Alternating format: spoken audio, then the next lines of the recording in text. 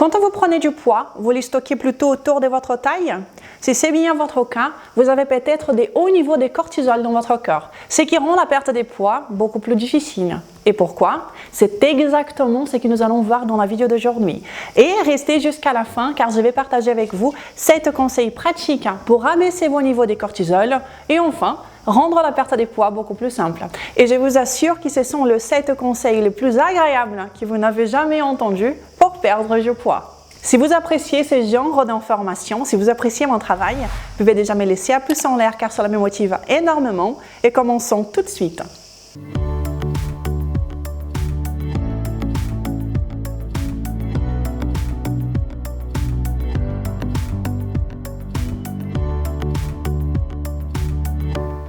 Bonjour à vous, 144 000 personnes incroyables qui suivent cette chaîne. Comment allez-vous? J'espère que vous allez bien. Je suis Renata Barcelos, je suis la fondatrice de Maigrir Définitivement et la responsable du code Maigrir Définitivement. Je suis également membre de la Nutrition Network. Mais plus important que cela est que je suis ici toutes les semaines sans faute depuis plus de 4 ans pour partager avec vous les vérités sur la perte de poids, la santé et un style de vie sain. Et le tout basé sur le meilleur de la science pour que vous puissiez devenir une meilleure version de vous-même. Si vous stockez de la graisse autour de la taille, cela peut être signe que vous avez des hauts niveaux de cortisol. Le cortisol est l'hormone du stress.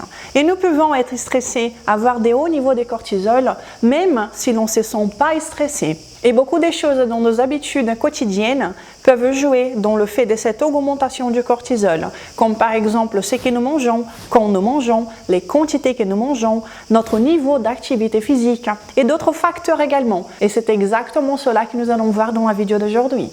Il y a d'autres facteurs, bien entendu, qui jouent dans la façon de laquelle nous stockons de la graisse, comme la génétique par exemple. Mais il y a quand même une grande association entre le stockage des graisses dans cette partie avec des hauts niveaux de cortisol dans le corps. Comme nous montre cette étude, que les femmes en surpoids, spécifiquement celles qui avaient plus de gras autour de la taille, sécrétaient beaucoup plus de cortisol pendant un moment stressant que les femmes aussi en surpoids, mais qui stockaient de la graisse dans d'autres parties du corps. Donc, le cortisol est vraiment beaucoup associé à une grande concentration de gras autour de la taille. Et la science nous montre aussi que les personnes qui ont de hauts niveaux de cortisol dans le sang, eh bien, quand ils arrivent à stabiliser le cortisol, ils perdent aussi beaucoup de poids. Particulièrement le gras qui se situe autour de la taille. Et cela est une bonne nouvelle, n'est-ce pas? Car si nous pouvons alors abaisser nos niveaux de cortisol, cela veut dire qu'on peut aussi se débarrasser du gras autour de la taille. Et d'ici peu, je vais partager avec vous les 7 conseils pour que vous puissiez abaisser vos niveaux de cortisol, vous aussi. Mais peut-être que vous voulez savoir pourquoi des hauts niveaux de cortisol favorisent la prise de poids. Eh bien, il y a beaucoup de facteurs qui entrent en jeu, mais je vais essayer de les simplifier, ok? Eh bien, l'une des raisons est que le cortisol augmente notre faim et nous fait manger plus. Comme nous montre cette étude qui a été réalisée chez des hommes en bonne santé, il y avait 2 groupes. Un des groupes a reçu des glucocorticoïdes et le cortisol est un glucocorticoïde. Et l'autre groupe n'en a pas reçu. Et ce que nous voyons est que les hommes qui ont reçu les glucocorticoïdes ont mangé beaucoup plus que l'autre groupe, environ 60% plus. Et cela en prenant en considération que les 2 groupes pouvaient manger autant qu'ils voulaient. Une autre chose est que le cortisol joue également dans notre métabolisme, dans la façon de laquelle nous brûlons des graisses. Par exemple, quand votre corps est exposé au stress pendant longtemps, cela diminue les fonctions de votre thyroïde. Et nous savons tous que la thyroïde est un des régulateurs de notre métabolisme. Et cela peut même diminuer la quantité d'énergie que nous brûlons pour garder notre température corporelle stable. Vous voyez, nous avons 2 types de gras stockés dans notre corps, de la graisse blanche et de la graisse brune. Les graisses brunes sont celles que nous brûlons principalement pour produire de la chaleur et maintenir ainsi la température du corps. Et la science nous suggère que quand nous avons beaucoup trop de cortisol dans notre corps, nous brûlons tout simplement moins d'énergie. Donc non seulement le cortisol nous fait manger plus, eh bien, il nous fait aussi dépenser moins d'énergie. Ce qui, bien entendu, entrave la perte de poids. Est-ce que vous avez déjà remarqué que quand vous êtes stressé, vous êtes peut-être un peu ballonné? Si vous l'avez déjà remarqué, n'hésitez pas à me laisser un commentaire. Et avant de vous passer les 7 conseils pratiques, eh bien, je vous invite à vous abonner à cette chaîne maintenant si vous ne l'êtes pas encore. Et cliquez sur la petite cloche pour que vous soyez prévenus à chaque fois qu'une nouvelle vidéo est disponible ici. Je suis ici toutes les semaines pour vous aider du mieux que je peux avec mes vidéos. Et vous pouvez également me suivre sur Instagram. Et alors, quels sont donc ces 7 conseils pratiques pour diminuer notre concentration de cortisol? Car ne l'oublions pas, nous pouvons même être stressés sans le ressentir. Et que nos habitudes alimentaires, de la façon dans laquelle nous faisons des exercices, jouent également dans l'augmentation du cortisol. Mais avant de commencer, je voudrais juste dire que oui, il y a des personnes qui prennent des glucocorticoïdes en tant que traitement. Et je ne suis pas là pour vous dire que vous ne devez pas prendre vos médicaments, ok? La prise des médicaments doit être toujours très bien réfléchie avec votre médecin traitant, ok? C'est d'ailleurs avec la prise des glucocorticoïdes que nous pouvons bien voir que les personnes qui en prennent ont tendance à être en surpoids et à stocker de la graisse davantage autour de la taille. Mais ok, commençons maintenant à voir ces 7 conseils pratiques pour diminuer le niveau de cortisol dans le sang. Et le premier conseil est n'abusez pas trop des exercices, ne faites pas plus que le nécessaire. Vous voyez, nous croyons tous que faire plus d'exercices, c'est mieux pour la santé, n'est-ce pas? Mais en fait, non. Quand on fait des exercices tous les jours de façon exhaustive, cela ajoute énormément de stress à notre corps. Nous n'avons pas besoin de faire des exercices tous les jours pour être en bonne forme physique. D'ailleurs, cela est contre-productif, car le corps a besoin d'un temps de repos entre chaque entraînement pour qu'il puisse se reconstruire, pour qu'il puisse s'y reposer. Donc non. Faire plus d'exercices n'est pas nécessairement mieux. Cela va seulement augmenter le stress de votre corps. Et également, faites attention à manger suffisamment. Et cela est une autre problématique de la perte de poids. Quand vous mangez trop peu, eh bien, vous stressez aussi davantage votre corps. Vous devez manger assez pour que votre corps puisse laisser partir ses réserves énergétiques. Je suis sûre que vous connaissez quelqu'un ou peut-être vous-même, vous avez déjà eu cette situation. Vous ne mangez que 1200 calories, vous faites des exercices comme un fou et vous ne perdez pas un gramme. Nous voyons que le corps lutte avec toutes ses forces pour ne pas laisser partir ses réserves, n'est-ce pas? Et cela est une bonne chose, car nous devons comprendre que le but du jeu pour le corps est la survie. Et quand il n'y a pas assez de nourriture qui rentre, de l'énergie qui rentre, et il y a beaucoup de dépenses énergétiques puisque vous faites beaucoup d'exercices, eh bien, il voit ça comme une menace. Ne laissons donc pas partir ces réserves, tout naturellement. Après tout, cela n'est que le corps en essayant de survivre dans une situation très stressante.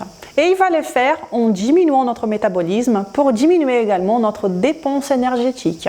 C'est en vérité quelque chose de très intelligent de la part du corps pour nous garder en vie. Donc, quand vous voulez perdre du poids, vous devez le faire en rassurant votre corps. Vous devez manger suffisamment pour qu'il laisse partir ses réserves. Sinon, il ne le fera pas. Et ici, la façon de laquelle vous pouvez les rassurer, eh bien, c'est en signalant qu'il n'a pas besoin d'être stressé parce que vous mangez assez. Vous voyez? Je sais que cela paraît contre-intuitif, mais nous devons toujours penser dans la perspective du corps. Il veut la survie.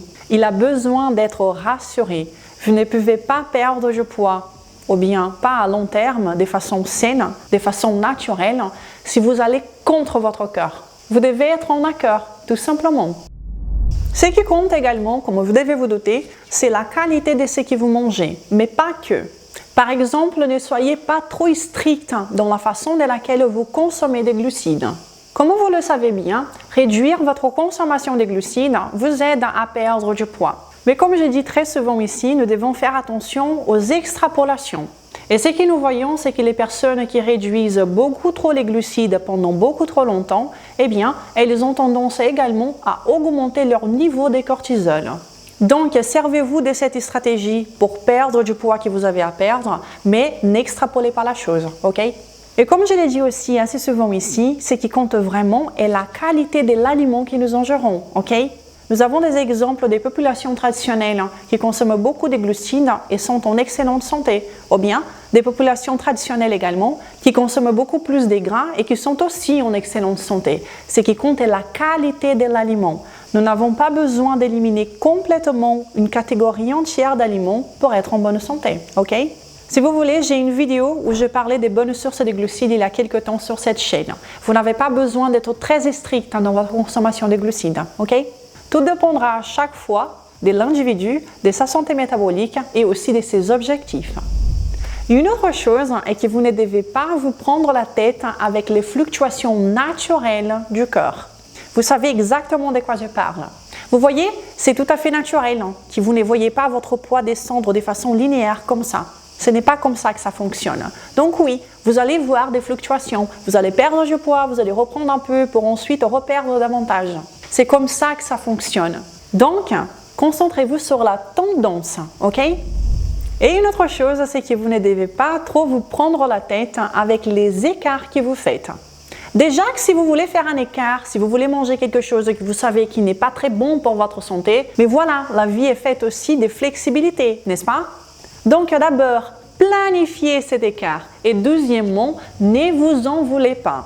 Car je vois beaucoup de personnes qui font un écart, choisi ou pas, et qui essayent de compenser par la suite, soit en mangeant très peu, en faisant beaucoup trop de jeûnes intermittents, qui n'est plus intermittent pour le coup, soit en augmentant beaucoup plus leur routine d'exercice, en pensant qu'à l'heure, ils devraient faire des exercices 3 fois par jour. Bien sûr que là, j'exagère, mais c'est juste pour que vous compreniez un peu la chose. N'essayez pas de tout arranger après un écart, ok? Retournez simplement à votre alimentation forte, à votre alimentation nutritive, qui tout rentrera en ordre, ok? Ne vous y stressez pas à cause de ça, ok? Et l'autre conseil, c'est que prenez du temps tous les jours pour relaxer votre corps et votre esprit. Il y a quelque temps sur cette chaîne, j'ai partagé cette vidéo où je parle que la marche est une très bonne façon pour perdre du poids, parce que cela abaisse les niveaux de cortisol. Donc, prenez du temps pour vous promener tous les jours, pour aller voir la nature, respirer de l'air frais. Allez promener votre chien, caresser votre chien, écoutez de la musique, dansez, faites de la méditation. Essayez toutes les stratégies pour essayer d'abaisser vos niveaux de stress, même si vous ne les ressentez pas. Et essayez de profiter du moment présent, soyez présent avec ceux qui vous aiment et ayez de la gratitude pour tout ce que vous avez. Et je vous propose même un exercice. Soyez attentif avec ce que vous dites. Vous voyez, tout ce que vous verbalisez, tout ce que vous dites a un impact dans la façon de laquelle vous vous sentez. Les mots que vous prononcez jouent également et énormément dans la façon de laquelle vous percevez votre réalité. Et par cela, je ne suis pas en train de dire que vous devez être tout le temps à 100% ou extrêmement heureux, ok? Ce n'est pas comme ça que ça marche, ce n'est même pas nécessaire que ça soit ainsi. Je vous invite juste à essayer d'être un peu attentif sur les stress que vous pouvez éviter, d'accord? Et les mots négatifs que vous prononcez, eh bien, ça compte énormément. J'ai toujours pensé que j'étais une personne extrêmement positive et quand j'ai essayé de faire cet exercice moi-même il y a quelques années, eh bien, je me suis aperçue que je me cachais beaucoup trop souvent derrière l'ironie et les blagues et que mes propos, ils étaient beaucoup plus négatifs de ce que je les croyais. Essayez vous aussi. Peut-être que vous pensez que cela n'aura aucun impact dans votre perte de poids, mais vous ne le saurez jamais si vous ne l'essayez pas, n'est-ce pas? Il y a un tas de choses que nous ne pouvons pas contrôler dans notre vie, mais il y a aussi un tas de choses que nous pouvons contrôler. Donc, faisons du mieux que nous pouvons pour essayer d'abaisser les stress dans notre vie.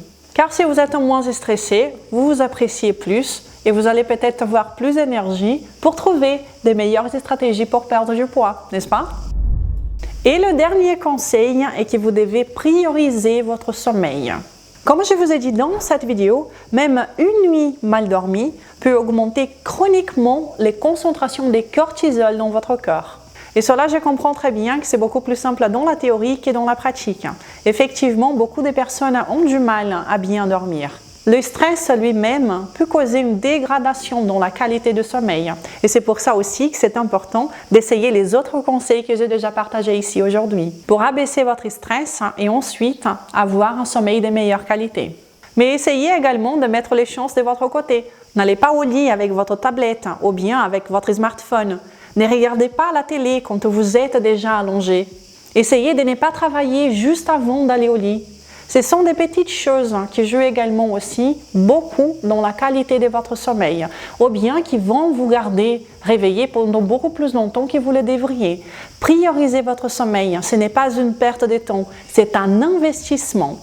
C'est bien la raison pour laquelle ne pas bien dormir rend difficile la perte de poids. Eh bien, c'est l'augmentation du cortisol. J'ai déjà quelques vidéos sur le sujet sur cette chaîne. N'hésitez pas à les regarder pour essayer d'augmenter la qualité de votre sommeil.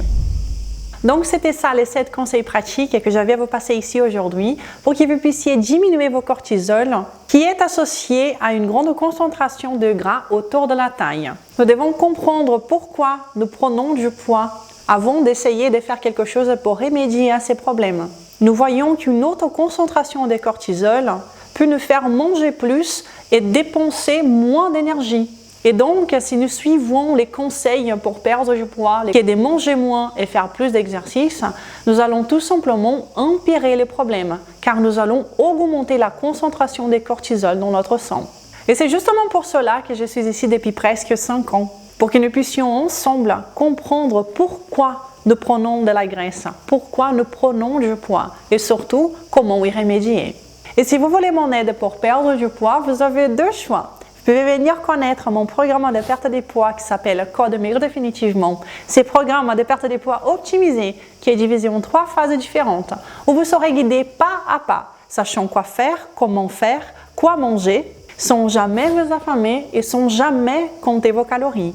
Tout en étant épaulé par des personnes incroyables dans notre groupe privé pour les participants du Code, où vous trouverez des idées de repas, des recettes, de la motivation, et aussi que des vidéos live avec moi tous les mois. Ou bien, vous pouvez tout simplement profiter de tous ces contenus gratuits que je partage ici depuis presque 5 ans.